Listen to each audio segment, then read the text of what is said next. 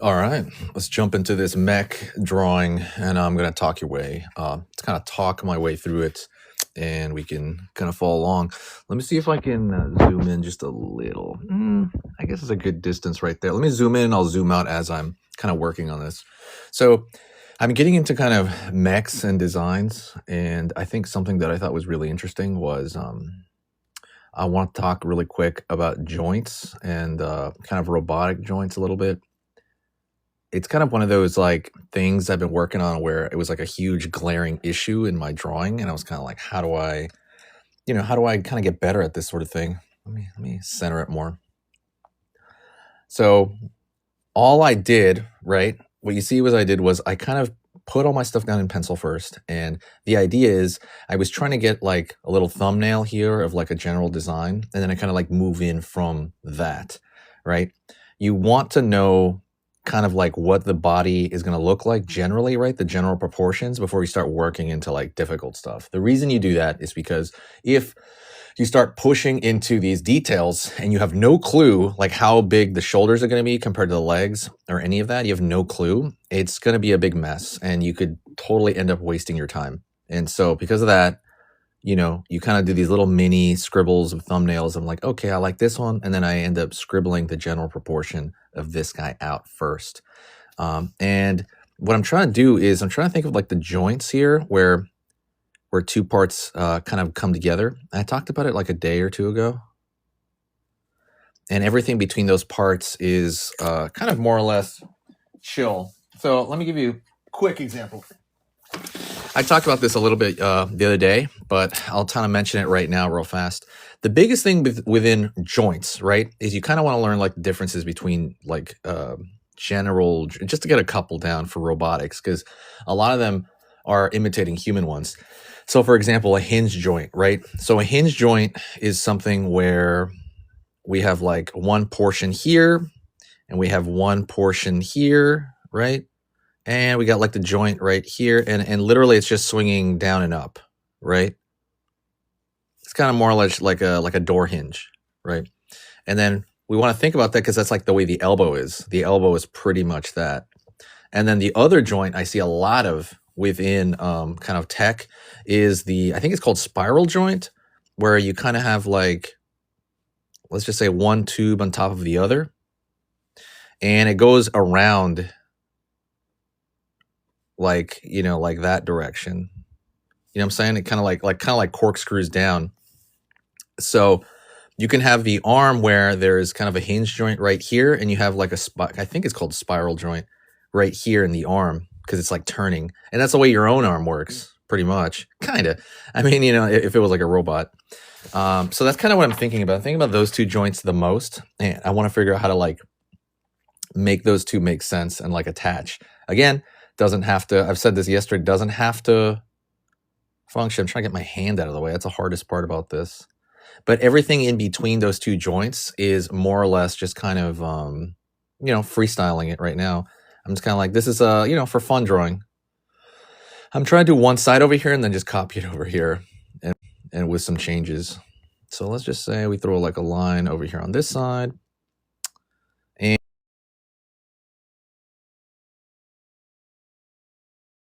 And I would say doing this sort of thing for me is probably the hardest thing I've done since I was in art school, like truthfully.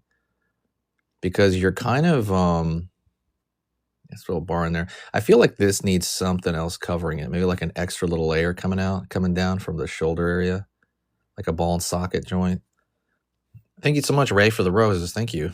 Thank you. Wow, it's like a big deal. Thank you. It really is. Like anytime somebody gives me a gift, I'm like, wow, okay, thank you so much.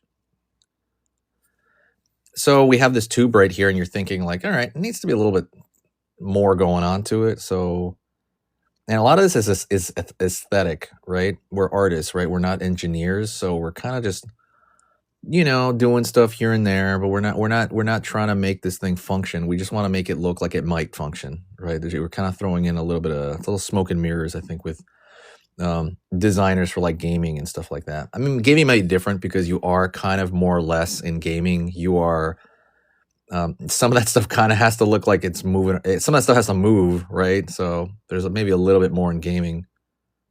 but you're not like engineering stuff. So I also think about the body, the way it moves. Look at the waist, right? Kind of like our waist, right? Our waist moves around like quite a bit. So is it going to move? Like it's probably going to have like rivets. That's kind of what I've been doing, right? These kind of like, go over here, kind of like riveted area where you look at stuff. Kind of like if you think about RoboCop's stomach. I think RoboCop's stomach has that kind of thing. So some rivets over here.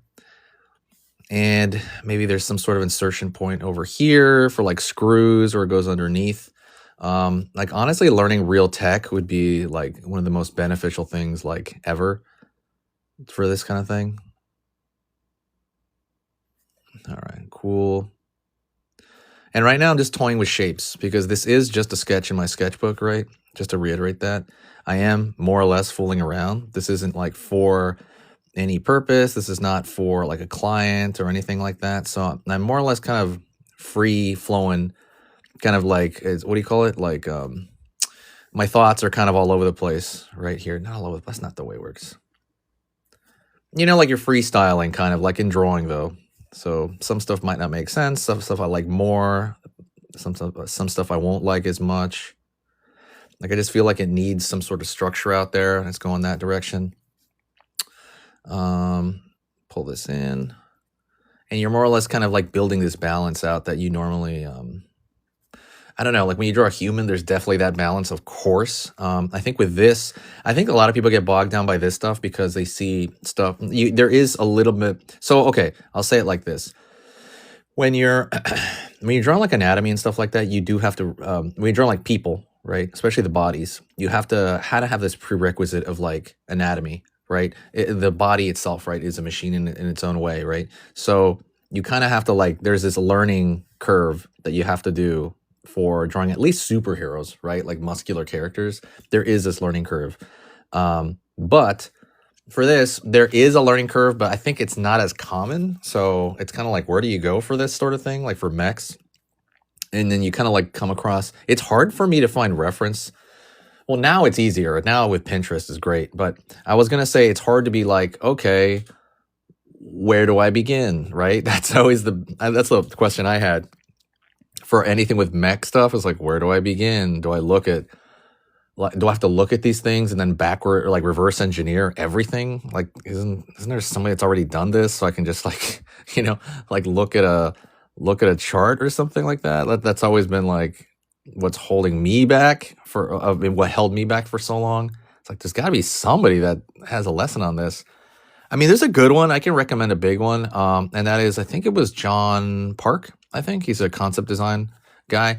That's the thing too. Sometimes you'll like dig into information for techs, like a tech thing, like a mech. You'll dig in information and you'll just find really, really not generic. You'll basically find stuff that's for engineers. And you're like, I don't want to know all this junk. I just want I want to know as much as I can for drawing it, right? Because when you look at like anatomy knowledge when you look at anatomy knowledge on the internet, you're gonna find anatomy knowledge for like doctors, and then you're gonna find other anatomy stuff for like, you know, artists. That's what at least for me, like it's really easy to find those. There's a lot of books on it, like anatomy for the artist. But for whatever reason, I don't really find that stuff that much for tech.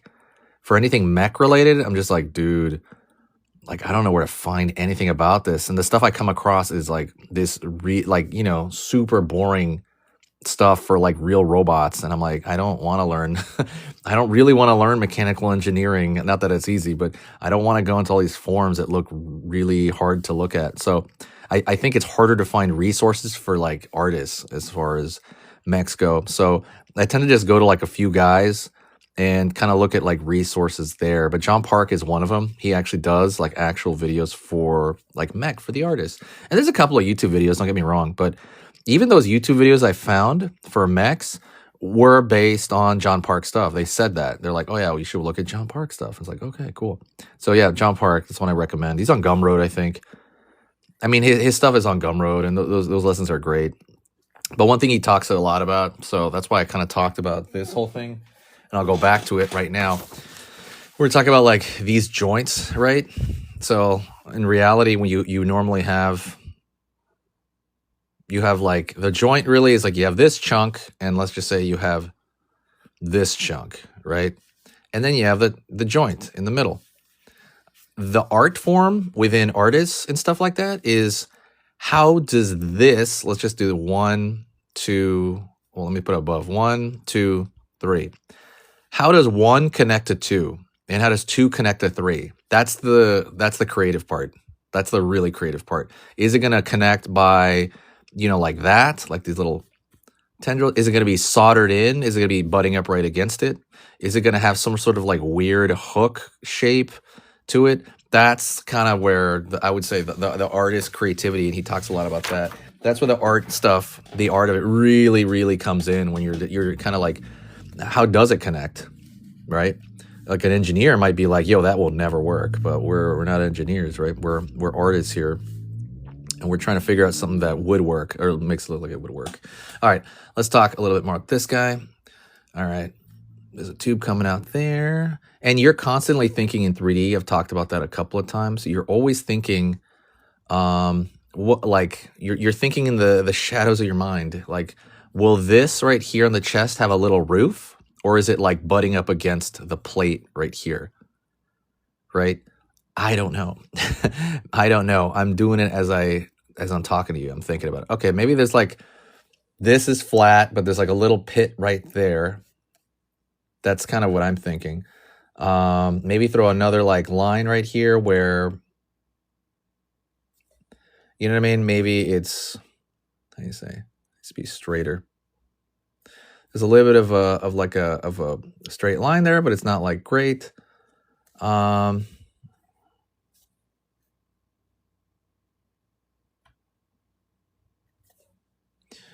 we can throw another little tube here. So yeah, let's kind of keep moving. As far as just like the workflow is this sort of thing, I think, so like right here, we need to make this the same. That's another thing. You have to know ellipses. Dang, that's hard.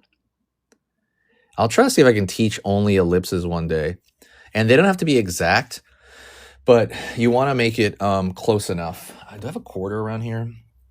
Dang, I do not, because I want to teach ellipses a little bit. I don't see it. God dang it. Okay, let me talk a little bit. I did mention this in the video before. So if we're talking about like ellipses are huge. And what is that? And it's funny because it seems so easy, but it's not. When we talk about ellipses, and I've kind of mentioned this before, you're basically talking, let me use this other side of the paper. Ellipses really are kind of like, so when you look at a quarter, you're looking at it from this point of view, like just a circle, right? And then as you turn that quarter slightly away from you, you're turning it, there's going to be I think, what is it, like radius? Sorry, I don't have my terminology. I'm just kind of teaching this on the fly here. It starts to get smaller, right? On the right and the left, based on how you're turning it. It starts to squish. And then, even though it's the same height, it starts to squish a little more, right? The more you turn this coin. And then it starts to do a little bit more. And then obviously, and then to the point where you really can't see it. You're just seeing like the flat side of it. That kind of stuff is something you have to control here. And it doesn't have to be exact, because I think if I was like a car designer, then I'd be like more like, super over the top about it. But over here, you're not really, you don't have to do that. You just want to get it close enough. So this is close enough to the point where, okay, there's a cylinder slightly turned away from me. Yeah, phone charger hole. Exactly. We got a curve right here. And I'm thinking about his whole hand right there. I drew that in. I'm going to make it like a little bit of a Mega Man hand a little bit. Right there. And I'm going to see that. I don't want it to be solid like that. I want it to look like it's a little bit hollowed out. So I'm probably going to draw another little line right there. Yeah, something like that. I can clean that up. But you want it to look hollowed out, because nothing's going to be, as is. And then maybe I want to draw some dark on this side. You're dealing with like these tiny shapes, right? On this actual thing here. All right, let's go down to his feet real quick. All right, let's go down his foot. The foot one, I would say like you kind of have to really think about the plane they're standing on. So like the floor, like how would it be? He's probably standing on, like, if I was to kind of draw this out with pencil, if I was to draw like the plate he's standing on, let's just draw something around his foot. Probably something like this, I would say, because you can start ballparking this, right? So he's on the flat ground like that. And so he's going to be like that on the other one. Maybe his other foot's a little further back. You want to think about the plane they're standing on. Otherwise, it's going to look like they're floating out in outer space. And a lot of that is you kind of have to think in 3D. Oops, it is. You see, that looks a little weird. Let me just do this over here. There we go. A little. So you're always thinking about the plane, because the more they're grounded, the more it's going to be convincing for like a viewer to be like, oh, dang, that's like a piece of machinery that's standing right there, right? So you always want to kind of absolutely kind of take that into account. And it's tough, dude. I'll be honest. It's pretty... I was going to say the more you do it, the easier it is. So I will say that. So it's not like the toughest thing in the world, but you do want to kind of get to the point where it's simple enough. And you're never not going to think. You're almost always going to think, right? It's not like you do a sport. I guess you're probably thinking in a sport, right? But I was going to say, like, there comes a point where there's a lot of instinct coming in, and that instinctive stuff in a sport can be a split-second decision. Right? Like, I mean, split second. Like, I mean, it has to be automatic. Where here, there's definitely automatic things, but you're never just going to go boom. And because sometimes you'll still go like, oh, dang, that was terrible. You know, you're always going to have to think a little bit here more deliberately. I think, then maybe somebody disagrees with me, but like, then like, let's say you're playing soccer or you're boxing or something. It's just like, those things are very, very instinctive, where this is not quite that. Anyways, that was kind of it. I just want to go over the mech a little bit real quick. I'll probably put the whole drawing on there somewhere later, but thanks so much for following me and chilling out with me for a little bit. I just want to go live for a little bit. I want to start doing really long lives where I do the whole drawing, but right now I think this is good enough. So I'll see you guys tomorrow, and yeah, keep following. See you later.